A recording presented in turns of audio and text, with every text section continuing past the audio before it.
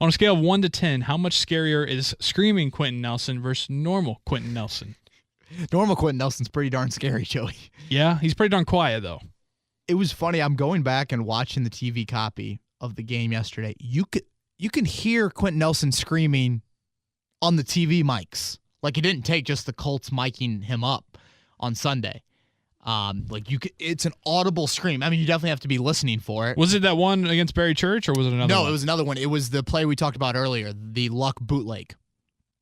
It was the Luck where Nelson he pulled to get the whole Jacksonville defense going to the right, and I guess going to their left to the Colts' right, and you can hear the guy screaming. I mean, it's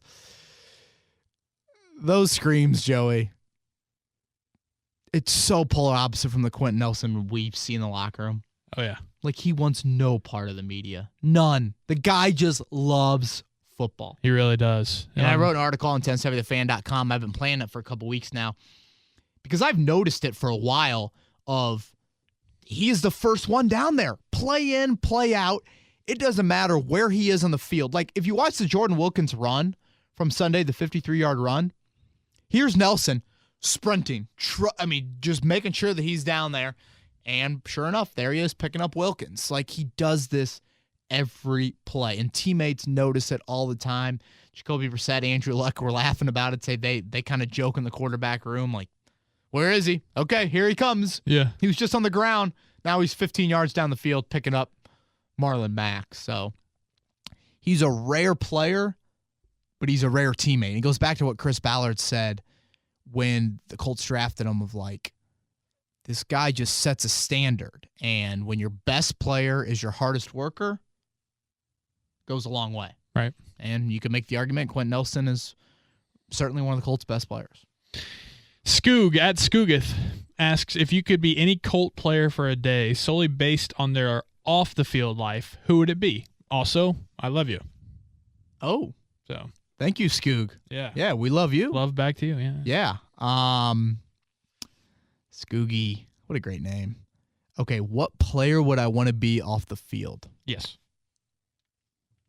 That's tough, Joey. See, I just don't look at the Colts as being a great Hard Knocks team. Like a great, just don't see not a lot of, entertainment personalities of, you make a reality show out of them. No. Very nice guys, but I don't see a lot.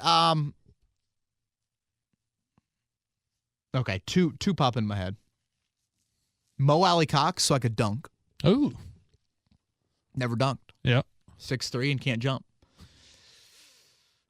Adam Vinatieri's the other. Wouldn't it be great just to walk around and be like, yep, I'm the greatest at what I do for a living? Yeah, plus you're in your mid-40s. Pretty family, happy life. Got a family. Content, decent golfer. Go kick some balls. Seems not bad. like a nice life. Yeah. Gonna go in the Hall of Fame one day. People call you the GOAT. All the time. Like, people call me an ass on Twitter. I don't know if I can say that, but anyways, yeah, but no one just stands out to me as like, man, they look like they are living I don't know. I'm judging these guys off Instagram stories I see. Right, that's what I was going to say. I'd say Ebron, just because. Yeah, he definitely is. He just hangs with his son and plays video games and goes to practice. It's literally what he does. That's it. And laughs. Yeah. And talks. Yeah. Wow. Yeah. Does TV shows and stuff. All right, from Nicholas, when will Ballard spend some of the war chest? Seems like extending Kelly and Castonzo would be a great start. Appears Ballard wants to start weak and look after internal players. These two seem to be great. I would say extending Kelly would make a lot of sense, Joey. Castonzo, maybe you can look this up. I think he's under contract through 2020. Sounds right. So at that point, Castonzo's going to be 32 years old. I don't know if you would extend him past that. I mean, you got to start thinking long-term at left tackle. You know, there's definitely been left tackles in this league that have played past the age of 32 and played at a decent level. But I would say Kelly and Ebron, like we mentioned earlier, Joey, those are the guys that you would definitely extend. So I don't think they're huge priorities. Ryan Kelly was drafted in 2016. So this is year 3. You'll exercise his 5th-year player option next March. So he's under contract through 2020. According according to Sport Track. Just Both of them confirming. are. So yeah. Oh, Anthony, Ryan Kelly? Yeah, No, Kelly will be the fifth-year option through 2020. I know that is Castonzo. Yes, Yeah. he'll be unrestricted free agent 2020. So, and at his age at that point, I think he'll be 31 or 32. So you're going to kind of get to the point there with Castonzo of like, you got to make a decision. He'll be 32. Do you have a 23-year-old tackle you drafted in the second or third round that you feel like can take over, or where are you at that point with Anthony Castonzo? But, we've mentioned it before. Ballard's going to have to start spending soon, strictly from a CBA standpoint. So Kelly and Ebron, Joey, those stick out to me as the guys you would extend. No one else really jumps off the page at me. This is from Connor. Seeing as the wild card is likely the Colts' most viable option to make the playoffs, what would you project is the most ideal Colts playoff scenario?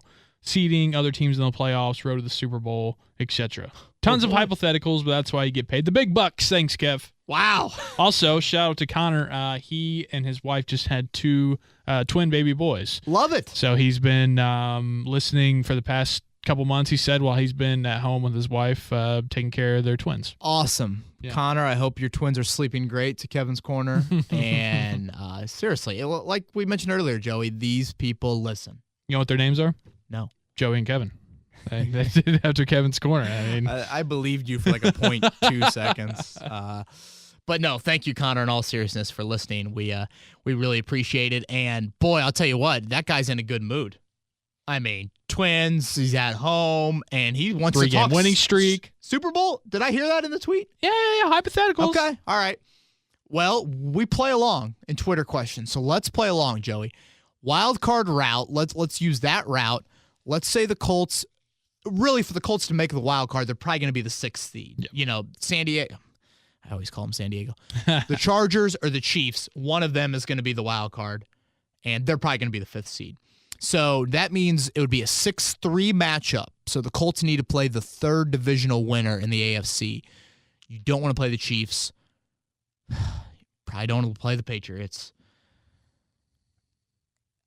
Honestly, Joey, I would think you would want Pittsburgh to be the 4. I know that's not ideal for you, but for the Colts' sake, Pittsburgh would be the 4. Then you'd play your own divisional winner. So you could play the Texans. Right. And that's probably best case scenario. I just, you keep on seeing what Pittsburgh's done to the Colts, and you know what New England's done, and the Chiefs. I mean, you imagine Patrick Mahomes against his passing defense right now? I'm still waiting for that Kansas City Patrick Mahomes first year playing. Like, it's going to dip. It's going to dip. I know they lost a home playoff game last year, but Patrick Mahomes against this pass defense right now? I hear you. He might have 10 touchdowns. Yeah, I'm just saying, like, that's what Andy Reid and the Chiefs do, and Patrick Mahomes. This is his first year. He's basically a rookie playing out there. I know. It's got to dip at some point. I'm sticking with the Texans. You want to see them. Agreed. Round 1. So then, you'd beat Houston, and at some point, you're going to have to go through Foxborough, and you're going to go through Pittsburgh or Arrowhead. I mean, you're going to have to go through some big-time places to get all the way down. So, Connor, I love it. And I will say this.